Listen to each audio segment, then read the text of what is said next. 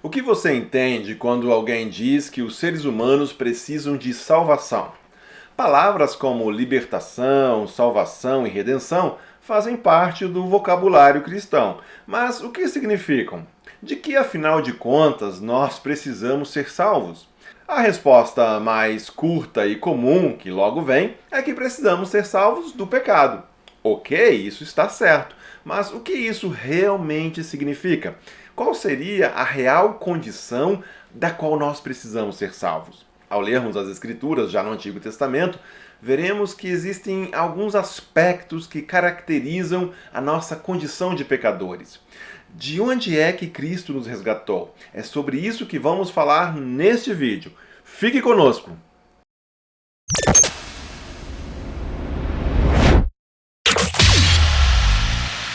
Você também já deve ter ouvido sobre um episódio que já se tornou uma anedota.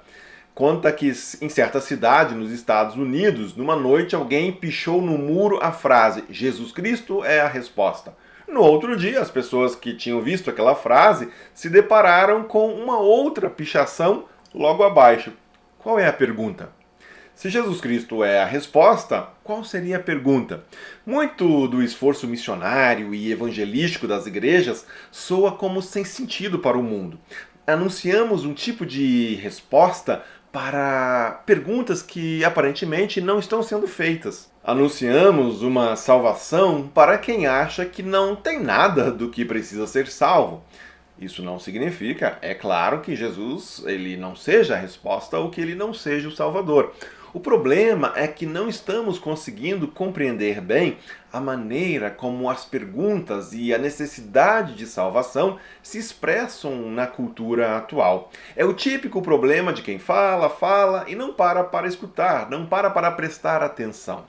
E quando é assim, o que acontece? A igreja se vê diante de uma grande dificuldade para comunicar a mensagem do Evangelho. Quando nós falamos de salvação ou de redenção, imediatamente lembramos de Jesus e dos Evangelhos. Não há nenhum erro nisso. Porém, podemos estar ignorando a abrangência, a profundidade da redenção, da salvação de Jesus. Ignoramos o que significa estar perdido. Não sabemos o que significa ser escravo, viver alienado, cativo, divorciado de Deus. Como nós podemos aprofundar o nosso conhecimento a respeito desta condição humana que está distante de Deus? Eu vou apresentar aqui neste vídeo 4 condições em que o ser humano se encontra. São situações de acordo com os relatos do Antigo Testamento. Veremos como há somente um Rei Todo-Poderoso capaz de nos libertar dessa terrível condição. Que condição seria essa? Bem, a nossa condição depois da queda é de inimizade, idolatria, escravidão e exílio. Está lá na Bíblia e eu vou mostrar para você conforme está no Antigo Testamento. Bom, por que no Antigo Testamento? Bem, na realidade toda a Bíblia fala a respeito disso, mas o Antigo Testamento traz o relato de como isso começou. Então eu quero nesse momento focar ali. Qual é a nossa situação? Primeiro, inimizade. Deus nos criou a sua imagem e a sua semelhança. Ele nos criou seres únicos, com a responsabilidade de administrarmos a sua boa criação. Entre todos os seres criados por Deus, o ser humano é o único com quem Deus conversa diretamente. É ao ser humano que Deus confia o governo, a mordomia, o cultivo do ambiente criado. Tá vendo toda essa maravilha aqui? Deus diz aos seres humanos: eu que criei, eu que fiz, e fiz você também. Mas você é diferenciado. Você vai usufruir e cuidar disso tudo. Este ser humano é criado homem e mulher. Ambos recebem a ordem de crescerem e se multiplicarem. Veja que tudo isso tem a ver com relacionamentos. Nós somos seres criados para um relacionamento com Deus, com o próximo, com o ambiente e conosco mesmos.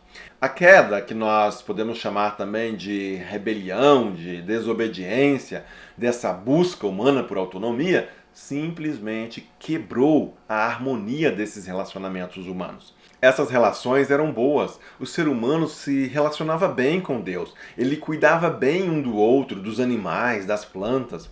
O ser humano era bem resolvido, até que decidiram dar ouvidos à voz errada. É aí que as coisas começam a mudar. Passamos a fugir e a nos escondermos de Deus. Passamos a nos acusar, a nos desentender entre nós mesmos. Em vez de cuidar e cultivar, exploramos a criação de forma irresponsável e egoísta. Não somos mais pessoas plenas e bem resolvidas. Sofremos com traumas complexos, dores emocionais, problemas psíquicos. Enfim, nós nos desintegramos internamente.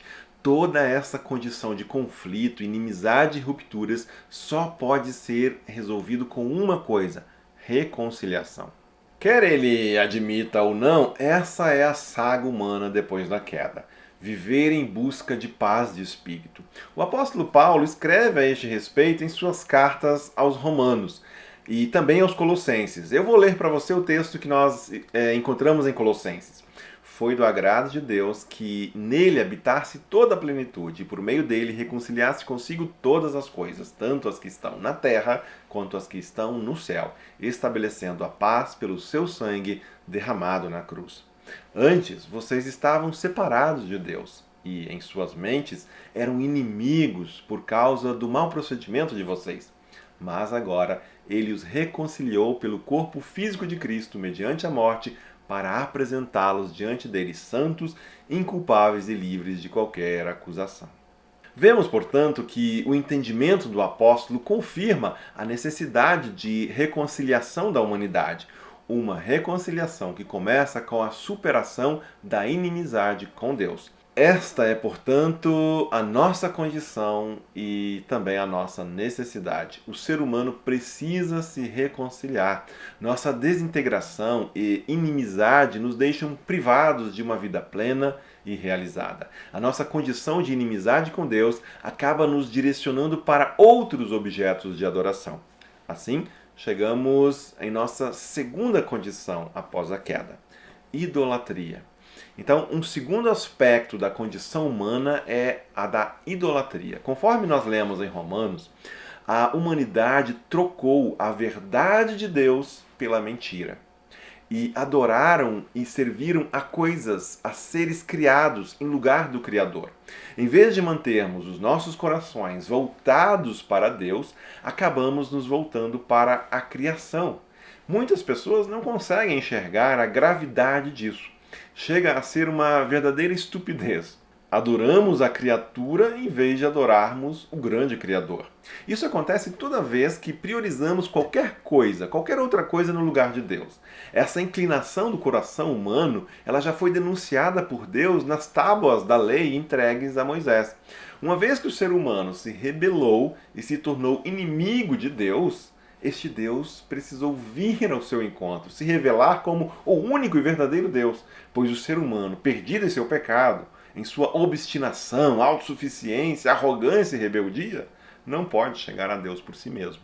Ao se revelar no Monte Sinai, Deus assim declara: Eu sou o Senhor, o teu Deus, que te tirou do Egito, da terra da escravidão.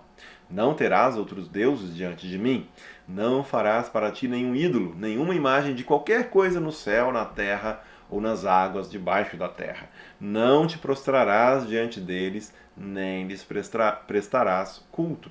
Qual é, então, o grande problema da idolatria? É que o ídolo usurpa o lugar que cabe somente a Deus, o Deus verdadeiro. Só existe um único trono no centro do universo. Só tem uma pessoa que pode sentar ali. Somente Deus é o absoluto, o Senhor do universo. Idolatria, então, é colocar qualquer outra coisa nesse trono que não seja Deus. A idolatria nos desvia do grande Criador para adorarmos um aspecto da criação. Se Deus não ocupa o centro, o que é que vai ocupar o centro? Ora, alguma coisa qualquer que este Deus criou. Percebem a insanidade? Em outras palavras, nós temos como absoluto o grande e poderoso Deus, criador de tudo, mas nos voltamos para algo menor que ele, algo criado, um objeto, uma pessoa, uma filosofia, uma religião, algum tipo de ideologia, e promovemos isto como se isso tivesse agora o poder absoluto acima de todas as coisas. Como se isso fosse capaz de conferir sentido, o sentido que nós buscamos para a vida e para o mundo. Essa idolatria nos desumaniza e exige sacrifícios. Nos tornamos menor do que aquilo que Deus nos criou para sermos. Sacrificamos aquilo que não precisaria ser sacrificado. Tratamos como um objeto a dignidade humana. Tudo na nossa vida vira uma bagunça. Deixamos de nos ver como a imagem de Deus para ver a divindade em outros aspectos da criação. Tudo isso nos aliena, nos inclina para o que é falso, para o engano e para a destruição. No fim, acabamos escravos. Escravos, portanto, essa é a terceira condição da qual precisamos ser libertos. Escravidão. O grande modelo divino de redenção que nós encontramos no Antigo Testamento é relatado no livro do Êxodo. Ali nós encontraremos a dura realidade do povo de Deus vivendo como escravos no Egito, a serviço do faraó. Ali os israelitas eram estrangeiros, oprimidos em todos os aspectos possíveis. Eles haviam chegado ao Egito como um clã de imigrantes na situação de refugiados famintos. E eles viviam sob o jugo de um império estrangeiro, discriminados, sem direito a voz e vez. Eles eram escravos. Esse aspecto político levava também à necessidade de redenção no aspecto econômico.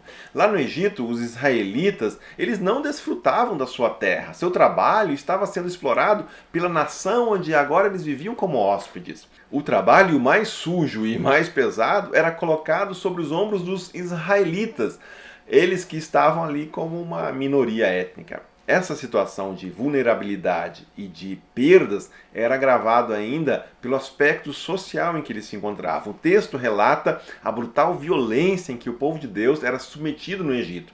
Há inclusive um amplo genocídio de bebês patrocinados pelo Egito, que com isso desejava limitar o crescimento e a força daquele povo, que poderia, afinal de contas, se tornar uma ameaça. Havia, portanto, uma situação de grande injustiça social.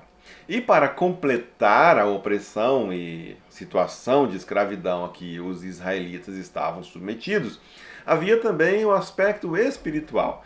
Toda aquela condição de opressão política, econômica e social impediam o povo de adorarem e servirem livremente o único e verdadeiro Deus.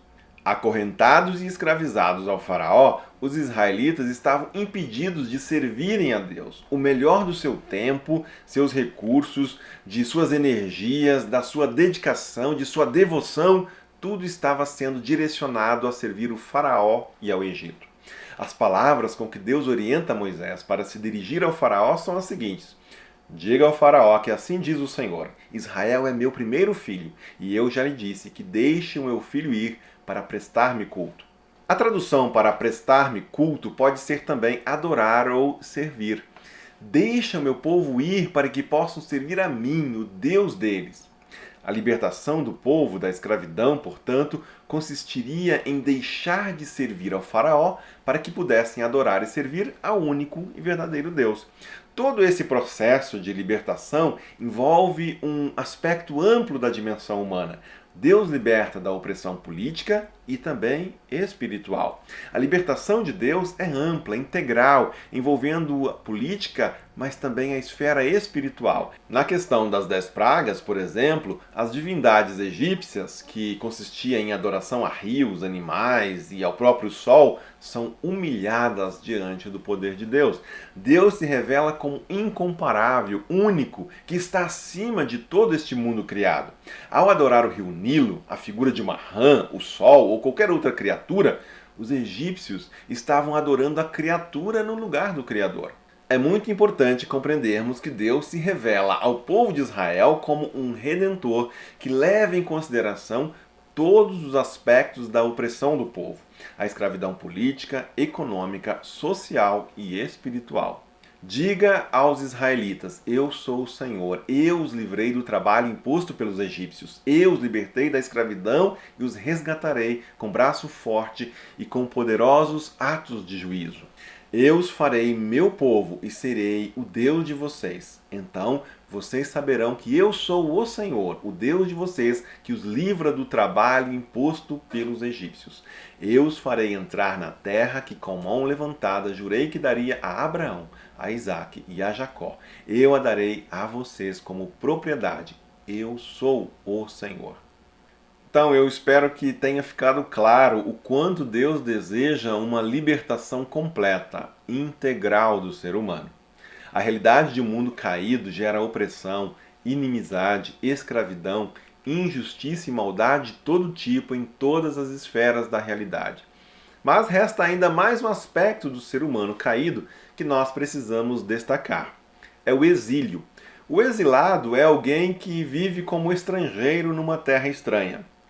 Os motivos que levam alguém a viver exilado podem variar, mas o fato é que o exilado é um expatriado, alguém obrigado a viver onde não gostaria, pelo menos não onde escolheu viver. Uma das razões pode ser o fato de ter sido expulso de sua terra, da sua pátria. Uma consequência da queda que Gênesis 3 relata, nos revela, é que os seres humanos foram expulsos do jardim. O povo de Israel, que chegou ao Egito na família de Jacó, fugindo de uma crise que levava fome a várias regiões, fez com que eles lá também vivessem, de certa forma, exilados. No começo até foram bem recebidos, graças à excelente gestão de José frente à crise e à fome instalada. Porém, com o passar dos anos, o povo foi crescendo e acabaram escravizados. Mas o exílio mais emblemático relatado no Antigo Testamento acontece muito depois, quando o povo de Israel é levado cativo pelos babilônios. O cativeiro babilônico representou um duro golpe contra o orgulhoso povo de Israel, que obstinadamente se afastava do Deus que já havia agido e se manifestado em sua história. O livro de 2 Reis explica que a idolatria do povo é que acabou levando a essa situação deles serem prisioneiros, exilados longe da sua terra. O Salmo 137 é uma das famosas composições que fala desse período de exílio. Junto aos rios da Babilônia, nós nos sentamos e choramos com saudade de Sião. Ali, nos salgueiros, penduramos as nossas harpas. Ali, os nossos captores pediam-nos canções, os nossos opressores exigiam canções alegres, dizendo: cantem para nós uma das canções de Sião. Como poderíamos cantar as canções do Senhor numa terra estrangeira? O Salmo revela o estado de espírito dos judeus que viviam em uma terra estrangeira, um lugar ao qual não se sentiam em casa. Estamos falando de mais um aspecto da condição humana. A nossa condição como pecadores é de exílio, de quem vive com saudade do lar, vivendo a ansiedade por finalmente voltar para casa. O lar, nosso ambiente natural, é um lugar onde tudo floresce, onde não há dor nem injustiça. A retidão prevalece em todos os âmbitos, espiritual, física e social. Ansiamos pelo shalom, a paz plena, a vida plena, a verdadeira vida com Deus. Ao abandonar a Deus para viver por conta própria, passamos a viver como estrangeiros num mundo que reflete a dor, a violência, a injustiça, a doença, o sofrimento. Ansiamos, porém, podermos retornar para casa. É uma espécie de saudade que está presente em cada ser humano. Nossa origem em Deus preserva em nós, apesar da queda, este impulso, essa saudade de algo que perdemos. Esta é então a condição humana para a qual Jesus Cristo é a resposta. Esta é a condição humana da qual Cristo veio nos salvar. Inimizade, idolatria, escravidão e exílio. Eis os termos que nos definem. Definem uma vida distante de Deus. A redenção, o plano de resgate de Deus, implica reconciliação, conversão, libertação e resgate. Como vemos no Antigo Testamento, o povo de Deus sempre viveu ansioso por um rei, um juiz, um líder que os libertasse. Nenhum líder humano, porém, por melhor que tenha sido, foi capaz de impedir que o povo caísse na idolatria, na escravidão e no exílio.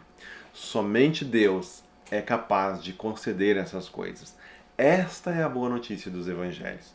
Em Jesus, o reino de Deus se torna novamente acessível a todos que anseiam retornar, a todos que se deixam reconciliar e libertar. Como Jesus afirmou em Lucas, o reino de Deus já está presente. Não está ali ou aqui, mas está em todo lugar. Ele está entre nós. Se manifesta por meio de cada pessoa que reconhece o único e verdadeiro Rei do Universo. Aqueles que já reconhecem o verdadeiro Rei encontram-se livres para experimentar uma nova ordem das coisas. Para estes, o reino de Deus chegou. Eles compreendem que Jesus é a resposta para a inimizade, a idolatria, a escravidão e o exílio.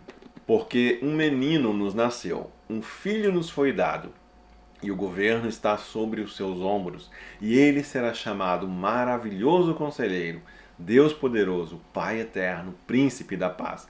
Ele estenderá o seu domínio e haverá paz sem fim. Isaías 9, 6 e 7. Que Deus abençoe você e seja você uma bênção.